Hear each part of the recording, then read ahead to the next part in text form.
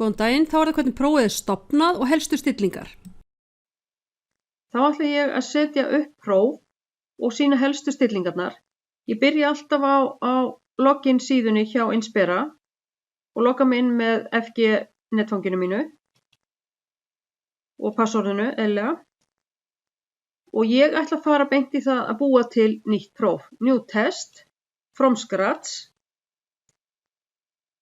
Ég bý hérna til nafnið á prófinu. Þetta er Inspera próf sem ég er að gera. Hvenær opnar prófið? Hvaða dag? Þetta er próf sem á að vera núna 1. mars. Byrja klukkan 10. Og því á að ljúka aftur 1. mars. Þetta er bara 2 tíma próf. Þetta er 3 tíma próf. Þetta á að byrja klukkan 9. Og því á að ljúka klukkan 1. Þá lokar prófið, en þau hafa 2 tíma til að taka það. Ég geti sett inn hjálpartexta, til dæmis engin hjálpargögn, af því að ég ætla að hafa þetta í læstum browser. Engin hjálpargögn. Hér eru nemendur og eins og sést hér að þá eru engin nemendur skráðir hérna prófi hjá mér núna, þannig ég þarf að ná í þá. Ég ætla að geyma það og sýna ykkur hvernig það kemur út ef ég spá ekki í það eða ef ég gleymi því.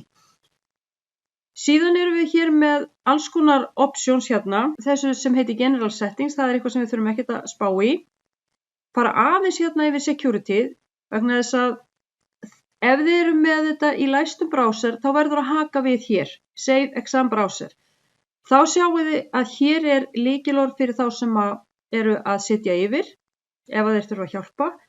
Og hér er lykilorð nemandans inn í Advanced Options hérna, Hide eða Advanced Options.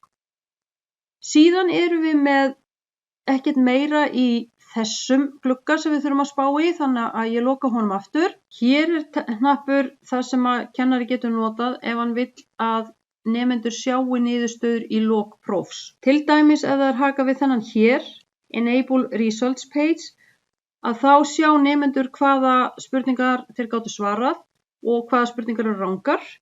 Ef það er hakað hér, þá er það bara heildarniðurstaðan.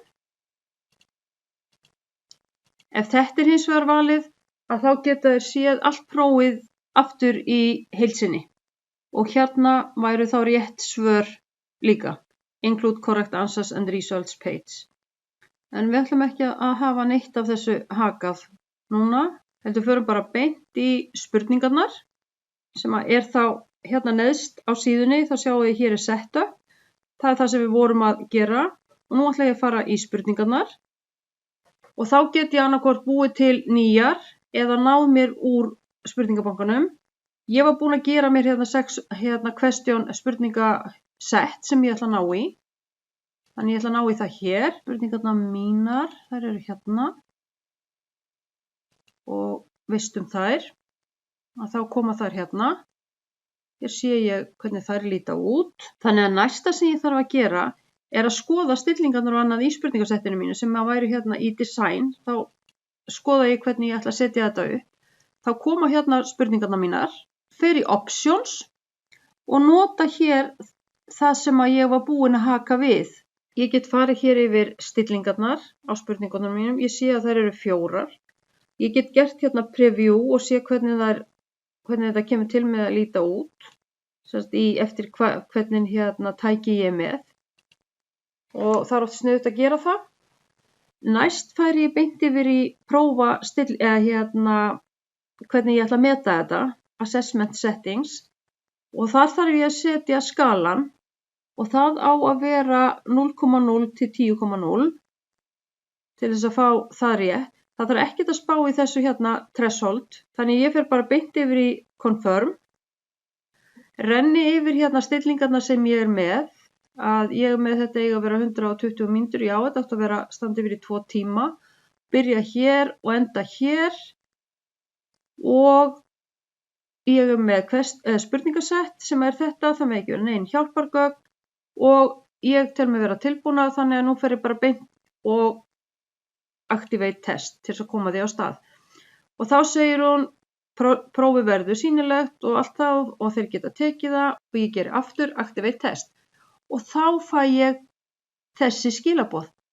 At least one candidate has to be assigned. Því ég var ekki með henni, ég glimti að setja inn nemendurnar á þeim stað þar sem ég var á.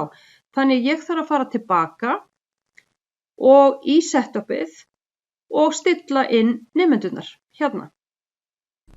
Ég þarf að smetla á manage, ná í CSV-skrána sem kerfistjóri hefur sent og setja nemendur inn og það eru sér leiðbeiningar.